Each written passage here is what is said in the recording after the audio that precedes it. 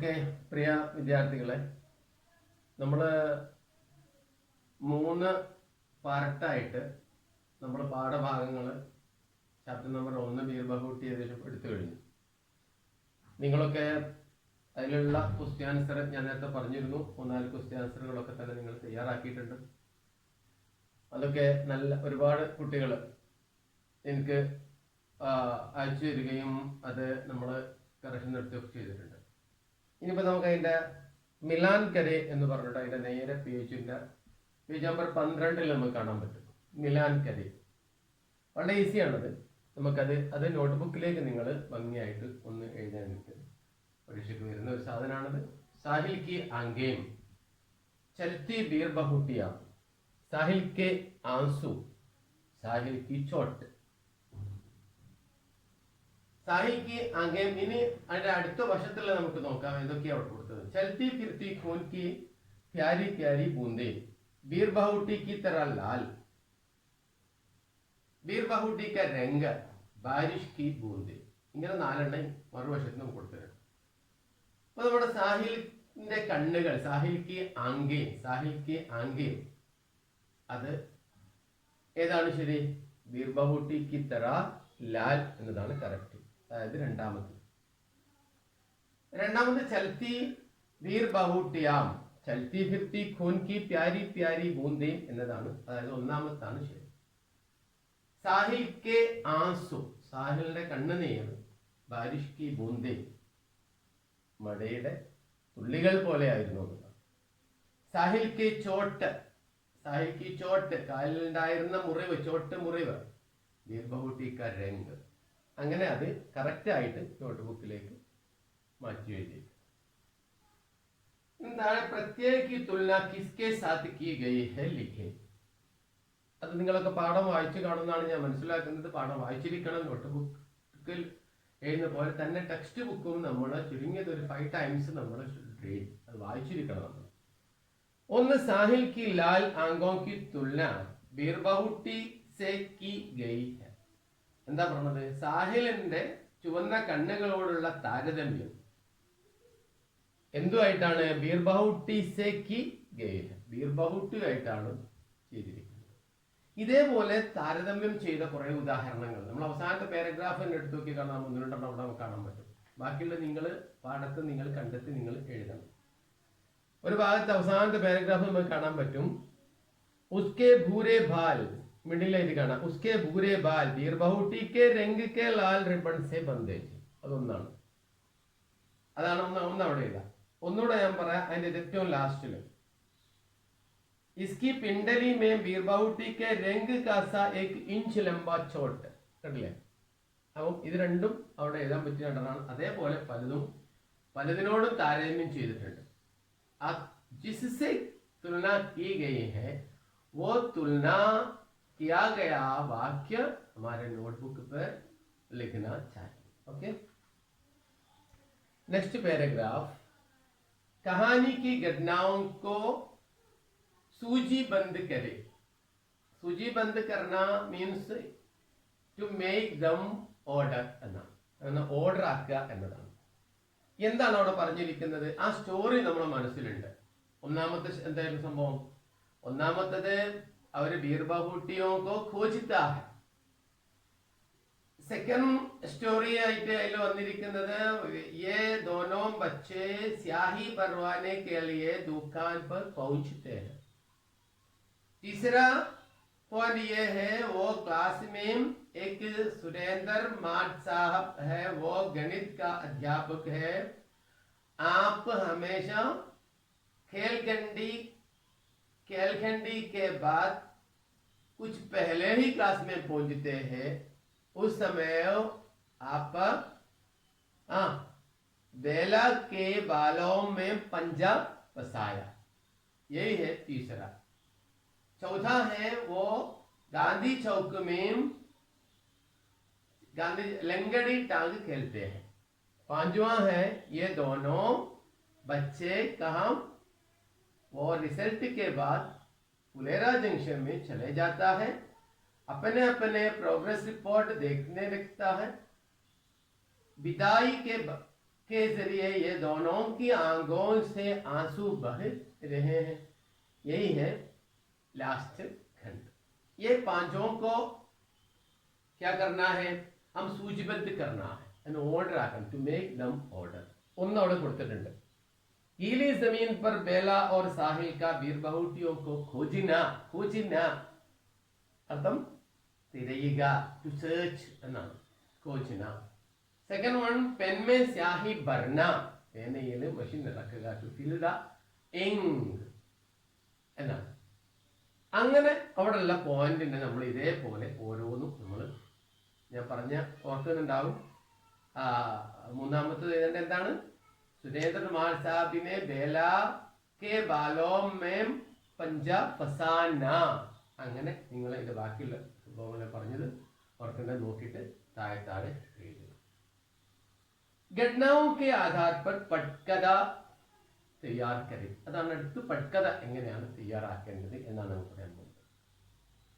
പട്കഥ തയ്യാറാക്കുമ്പോൾ നമ്മൾ ശ്രദ്ധിക്കേണ്ട ഒരു കാര്യം, പരീക്ഷയ്ക്ക് വളരെ പ്രധാനപ്പെട്ട ഒരു സാധനമാണ് പട്കഥ എന്ന് പറഞ്ഞത്. അപ്പം ഈ പാഠത്തിൽ വരുന്ന വളരെ ഇമ്പോർട്ടൻ്റ് ആയ ഒരു സാധനം നമ്മൾ പട്കഥയാണ്. ആ പട്കഥ തയ്യാറാക്കാൻ നമ്മൾ ചെയ്യേണ്ട പണികൾ എന്താണ് എന്ന് കൂടി നമ്മൾ ശ്രദ്ധിക്കണം.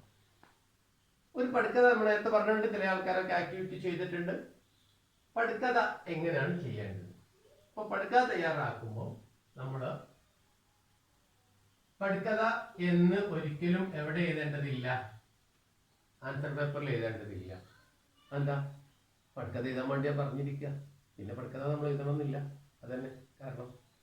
പട്കഥ തയ്യാറാക്കുമ്പോൾ നമ്മൾ ശ്രദ്ധിക്കേണ്ട കാര്യം ഒന്ന് എവിടെയാണ് ഈ സംഭവം നടക്കുന്നത്. എന്താണ് ഒരു പട്കഥ എന്ന് പറഞ്ഞാൽ? എന്താ ഒരു പട്കഥ? പട്കഥ എന്ന് പറഞ്ഞാൽ ഇപ്പൊ നമ്മൾ ഒരു കഥ വായിച്ചുകൊണ്ടിരിക്കുകയാണെങ്കിൽ, ഒരു തുടർന്ന് പോകുന്ന ഒരു കഥയാണെങ്കിൽ നമ്മൾ അവിടെ എന്തുണ്ടാവും, ഇടയ്ക്കിടയ്ക്ക് കഥ ഇതുവരെ എന്ന് നമ്മൾ കേൾക്കും. കഥ ഇതുവരെ എന്ന് പറഞ്ഞാൽ അതുവരെ അവിടെ നിന്ന് അങ്ങോട്ട് ഫോളോ ചെയ്യാൻ വേണ്ടി നമ്മളെ എത്തിക്കുന്ന ഒരു കാര്യങ്ങളാണ്. അപ്പം അല്ല, നമ്മളൊരു ഫുട്ബോൾ മാച്ച് കാണാൻ വേണ്ടി നമ്മൾ പെട്ടെന്ന് നമ്മൾ ഗ്രൗണ്ടിലേക്ക് എത്തുകയാണ്. ഗ്രൗണ്ടിൽ എത്തിക്കഴിയുമ്പോൾ നമുക്ക് എന്തറിയേണ്ടതുണ്ട്? നമുക്ക് ആരാണ് ടീം അറിയണം, ഈ പാർട്ട് ഏതാണ്, ആ പാർട്ട് ഏതാണ്, ഇതിൽ ആ മുടി നീണ്ടവൻ ആരാണ്, ആ കറുത്തവൻ ആരാണ്, ആ മഞ്ഞ ഷർട്ടുകൾ ഇട്ട ആളാരാണ്, ആ ബ്ലാക്ക് ഇട്ടവരാണ്. ഇങ്ങനെ തുടങ്ങി നമുക്ക് പലതും ഇവിടെ അറിയേണ്ടതുണ്ട്. ഇപ്പോൾ ഇത്ര ഗോൾ അടിച്ചു, ഇനി ആരാണ് ജയിച്ചിരിക്കുന്ന, ആരാണ് തോന്നി, ഇത്രയും കാര്യങ്ങൾ നമുക്ക് അറിയുമ്പോൾ മാത്രം നമുക്ക് ആ കളിയിലേക്ക് നമുക്ക് ഫോളോ ചെയ്യാം, കളിയെ നമുക്ക് ഫോളോ ചെയ്യുന്നത്. അത് തന്നെയാണ് ഒരു പട്കഥ എന്ന് പറഞ്ഞാൽ. ആ പട്കഥയിൽ നമ്മൾ ഒന്നാമത്തെ അറിയേണ്ടത് നമുക്ക് സ്ഥാനം. എവിടെയാണ് ഈ സംഭവം നടക്കുന്നത് എന്ന് നമ്മൾ അറിഞ്ഞിരിക്കണം. സ്ഥാനം എവിടെയാണ്? ഇപ്പൊ നമ്മൾ ആദ്യത്തെ കുട്ടികള് രണ്ടുപേരും കൂടെ ആ ദുക്കാൻദാറിന്റെ അടുത്തേക്ക് എത്തുകയാണ്, കച്ചവടക്കാരന്റെ അടുത്തേക്ക് എത്തുകയാണെങ്കിൽ എവിടെയാണ് സ്ഥാനം? അവിടെ നമ്മൾ എഴുതും. സ്ഥാനം എവിടെ ഉണ്ടാവുക? സ്ഥാനം ഉണ്ടാവല് ദുക്കാൻദാർ के सामने, दुकान के सामने നമ്മൾ എഴുതി, दुकान के सामने.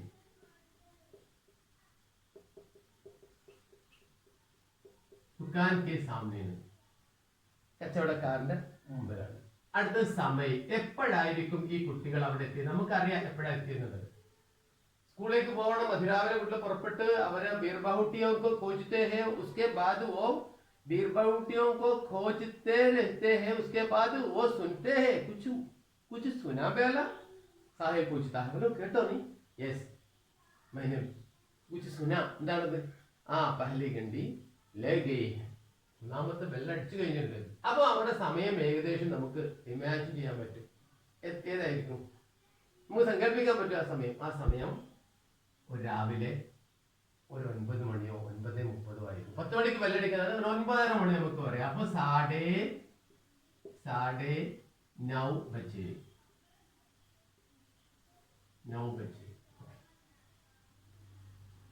ഇനി അവിടെ ഉണ്ടായിട്ട് നമുക്ക് ആരൊക്കെയാണ് ആ കഥയിലുള്ള കഥാപാത്രങ്ങൾ എന്ന് പറയുന്നത്. അതാണ് പാത്ര. ആരൊക്കെയാ കഥാപാത്രങ്ങൾ? നമുക്ക് ആരൊക്കെയാ കഥാപാത്രങ്ങൾ? രണ്ടുപേരെ കഥാപാത്രങ്ങൾ. ആരൊക്കെയാണ്? ഒന്ന് സാഹില്, പിന്നെ ബേല, പിന്നെ ആരുണ്ടോ അവിടെ പാർട്ടിയിൽ ഉണ്ട്? ആരാണത്? ദുക്കാൻദാർ. യെസ്. ദുക്കാൻ. മൂന്നാമത്.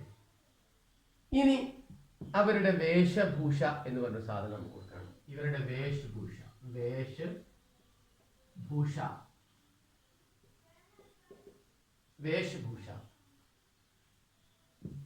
അപ്പം ഇവര് സ്കൂളിലേക്ക് പോവാണെങ്കിൽ എന്തായിരിക്കും അവിടെ എഴുതേണ്ടത്? അവര് സ്കൂൾ വർദ്ധി. എന്താ സ്കൂൾ വർദ്ധി? സ്കൂൾ യൂണിഫോം എന്നതിനാണ് വർദ്ധി എന്ന് പറയുന്നത്. പുസ്തകത്തിൽ ഉണ്ടാവാം വർദ്ധി. അപ്പം അതും കഴിഞ്ഞു. ഇനി നമുക്ക് കൊടുക്കേണ്ടത് എന്താണ്? ദൃശ്യിക വിവരൺ എന്ന് പറഞ്ഞ സാധനമുണ്ട്. ദൃശ്യിക വിവരൺ.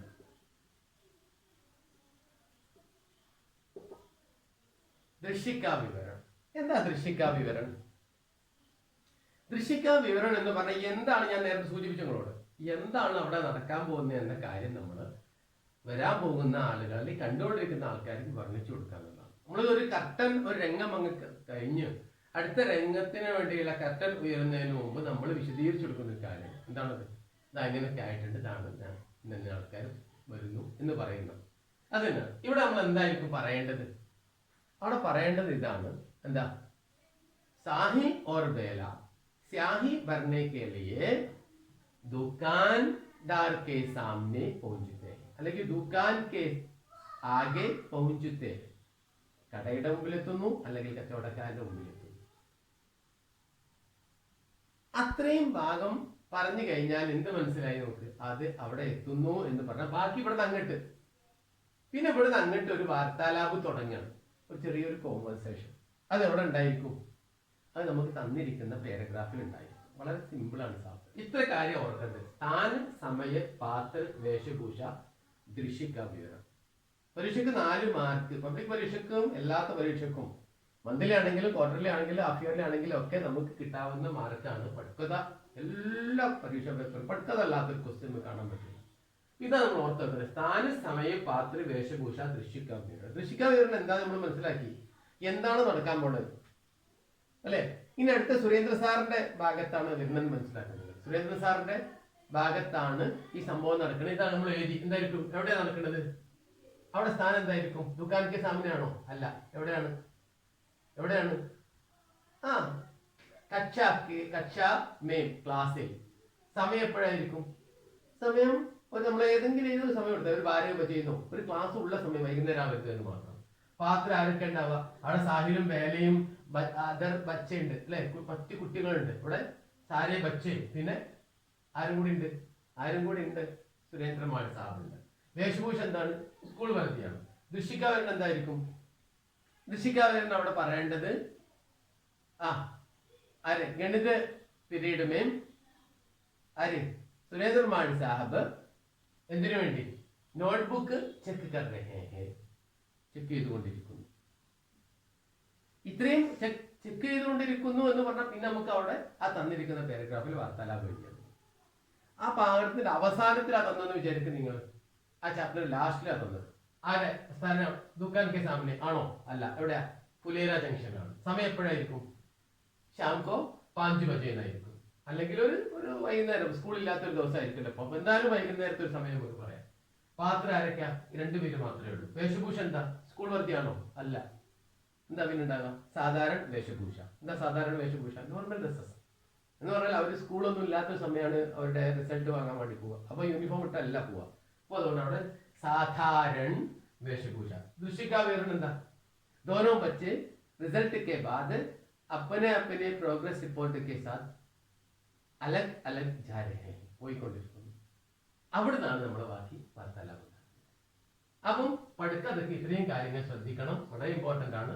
സ്ഥാന, സമയ, പാത്ര, വേഷഭൂഷ, ദൃശ്യിക വിവരണം, ദെൻ വാർത്താലാപം. താഴെ അത് എവിടെ കിട്ടും? ആ വാർത്താലാപം നമ്മൾ തന്നിരിക്കുന്ന പാരഗ്രാഫിന് നിങ്ങൾ സെപ്പറേറ്റ് ആയിട്ട് എഴുതിയാൽ മതി. വളരെ സിമ്പിൾ ആയിട്ട് ഒരു 4 5 6 ഒക്കെ ഉണ്ടായി കഴിഞ്ഞാൽ വളരെ സിമ്പിൾ ആയിട്ട് മാർക്ക് ഫുള്ളായിട്ട് നമുക്ക് 4 മാർക്ക് നമുക്ക് വാങ്ങാൻ വേണ്ടി സാധിക്കും. അതാണ് ഈ പാഠത്തിന്റെ ലാസ്റ്റ് നമ്മൾ കാണുന്നത്. പറക്കെ എന്ന് പറഞ്ഞ സാധനം കൊടുത്തേക്കാണ് അവിടെ. എന്താണത്? ആപ്കി രചനാമേ, എന്തൊക്കെ നിങ്ങളുടെ പുസ്തകത്തിൽ നിങ്ങൾ എഴുതിയ ഉണ്ട് എന്ന് നിങ്ങൾ ചെക്ക് ചെയ്യണം. എന്തൊക്കെയാണത്? സ്ഥാൻ ഓർ സമയക്ക ഉല്ലേഖ ഹോ, സ്ഥാനും സമയവും രേഖപ്പെടുത്തിയിട്ടുണ്ട് അല്ലേ? ഉണ്ട്. पात्र पात्रों की आयु वेशभूषा चाल चलन आदि का उल्लेख हो. പാത്ര വേഷഭൂഷ ആയു ആണെങ്കിൽ നമുക്ക് കൊടുക്കാം വയസ്സിനെ കുറിച്ച്. എനിക്ക് സ്കൂളിലെ കുട്ടികളാകുമ്പോൾ നമുക്ക് ഏകദേശം ഒരു പ്രായം, എല്ലാവർക്കും 15 വയസ്സ് ഒരു ഏകദേശം ഒരേ പ്രായം ഉണ്ടാവുള്ളൂ. അല്ലെങ്കിലും ഇത്രയും നമ്മൾ എഴുതിയിട്ടുണ്ട്. പിന്നെ ദൃശ്യിക വിവരണം, യെസ് ദൃശ്യിക വിവരണം, സ്വാഭാവിക ഓർ പാത്രാനുകൂല സംവാദം, നോർമലായിട്ട് വരുന്ന ഒരു കോൺവെർസേഷൻ ഉണ്ടായിരിക്കണം. ആ സന്ദർഭത്തിൽ അവരുണ്ടാക്കിയെടുക്കുന്ന സംഭവം. ഇത്രയും കാര്യങ്ങളാണ് ആ പിങ്ക് കളറിൽ നിങ്ങൾ കൊടുത്തേക്കാണ്. എന്ന് പറഞ്ഞാൽ ഇതാണ് ഇത്രയും പോയിന്റുകൾ, ഇവാലുവേഷൻ പോയിന്റ്സ് ആണ്. അത് ഉണ്ടോ? ഉണ്ടെങ്കിൽ നിങ്ങൾക്ക് ഇന്ന് no doubt you will get a full mark, യാനി അതായത് 4 മാർക്സ്. ഓക്കെ, അതിന് തൊട്ട് താഴത്തെ അപ്പനി കിസി ദോസ്തി കെ ബാദ് ഏക്ക് ടിപ്പണി ലിഖേ. നിങ്ങൾ ഏതെങ്കിലും ഒരു ഫ്രണ്ട്സിനെ കുറിച്ച് ഒരു പാരഗ്രാഫ്, നിങ്ങളെ ഓർമ്മയിലുള്ള ഒരു ഫ്രണ്ട്സിനെ കുറിച്ച് ചെറിയൊരു പാരഗ്രാഫ് നിങ്ങൾക്ക് കഴിയുന്ന രീതിയിൽ ഒരു, എൻ്റെ എങ്ങനെയായിരുന്നു നിങ്ങൾ കുട്ടിക്കാലത്ത് ഇങ്ങനെയായിരുന്നു, ഈ പറഞ്ഞ പോലെ ഏതെങ്കിലും ഒരു സംഭവം നമ്മൾ ഉണ്ടാക്കി നമ്മൾ എഴുതിയ ചെറിയ, അതൊരു പരീക്ഷയ്ക്ക് വരുന്ന ഒരു സാധനം, ചെറിയൊരു പാരഗ്രാഫ്.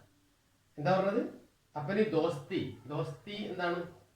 കിസി ദോസ്തി കി യാദ് മേ, ദോസ്തി എന്ന് പറഞ്ഞാൽ ഫ്രണ്ട്ഷിപ്പ് എന്നാണ്. ദോസ്തി ഫ്രണ്ട്ഷിപ്പ്. അപ്പൊ ആ ദോസ്തിയെ കുറിച്ച് നിങ്ങളുടെ ഓർമ്മയിൽ ഒരു ഒരു ഒരു പാരഗ്രാഫ്, ഒരു ടിപ്പണി എഴുതാൻ വേണ്ടി പറഞ്ഞിട്ടുണ്ട്. അത് നിങ്ങൾക്ക് സ്വന്തം ചെയ്യാവുന്നതാണ്. ലാസ്റ്റ് പേജ്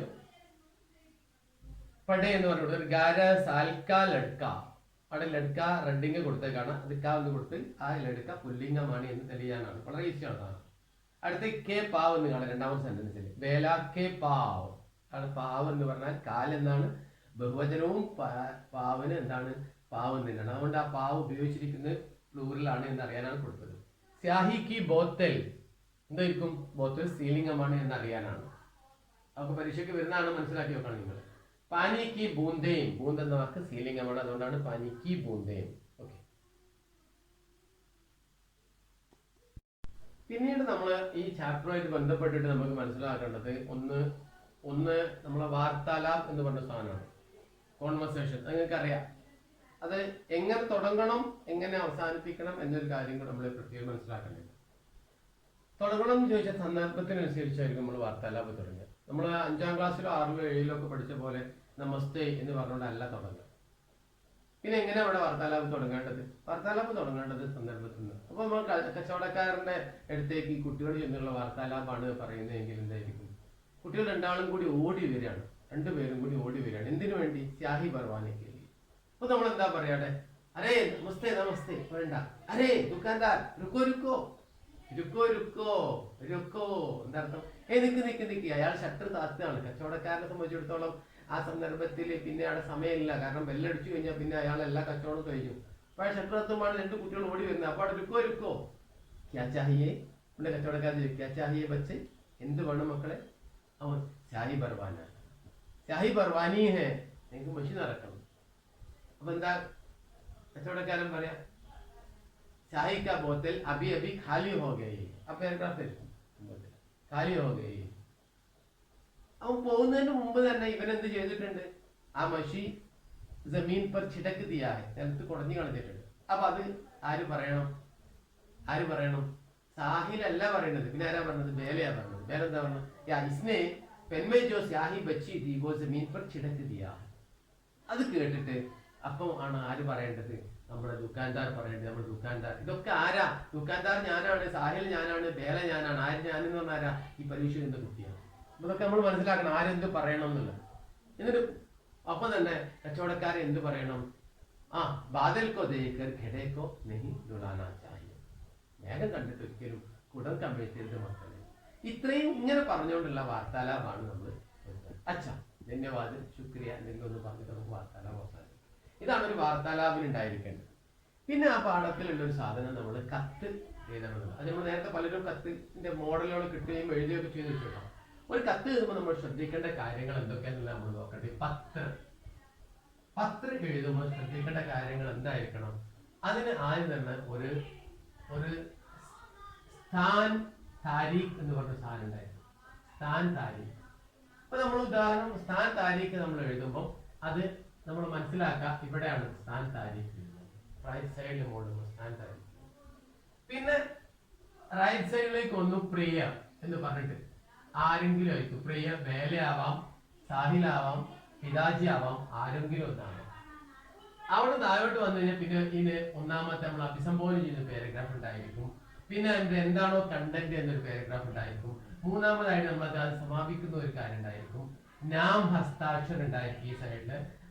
അതിന്റെയും താഴെയായിട്ട് സേവാമേം എന്ന് പറഞ്ഞൊരു സാധനവും നമ്മൾ ഇതിൽ കാണാൻ പറ്റും. നമുക്ക് സേവാമേം ആരെയാണോ അഡ്രസ് ഫ്രം എന്നാണ് സേവാമേം എന്ന് പറഞ്ഞതിന്റെ ടു. അപ്പൊ ഏതായിരിക്കും?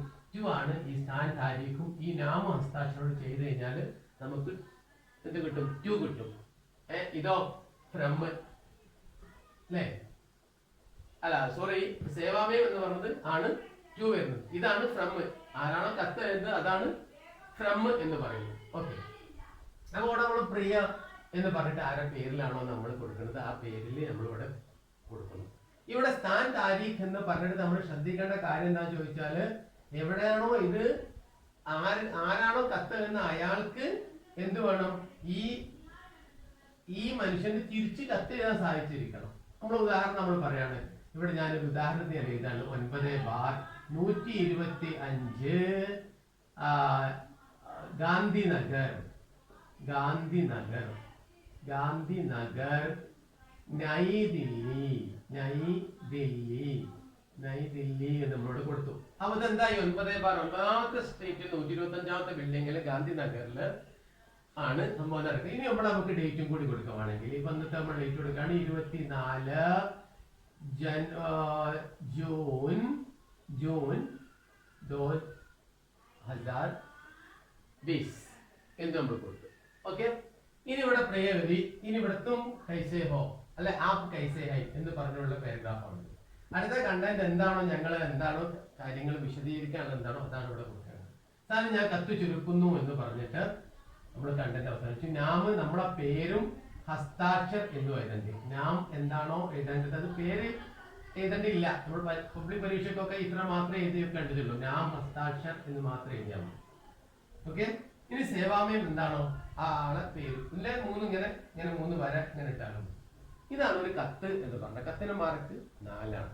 ഇതാണ് ഒരു കണ്ടന്റ്. ഇങ്ങനത്തെ ഒരു കത്തും കൂടി നമ്മൾ തയ്യാറാക്കി. അപ്പൊ അതിൽ നമ്മളൊന്ന് വാർത്താലാപം പറഞ്ഞു, പടുക്കഥ പറഞ്ഞു, ലാസ്റ്റ് 10 അല്ലെ കത്ത് എന്ന് എങ്ങനെയായിരുന്നു നമ്മൾ പറഞ്ഞു. ഇത്രയും ആക്ടിവിറ്റീസ് ആണ് ഈ പാഠത്തുനിന്ന് നമ്മൾ പഠിക്കേണ്ടത്. ഇത് മനസ്സിലാക്കി കഴിഞ്ഞാൽ ഈ പാഠം പൂർത്തിയായി പരീക്ഷയ്ക്ക്. ഓക്കെ.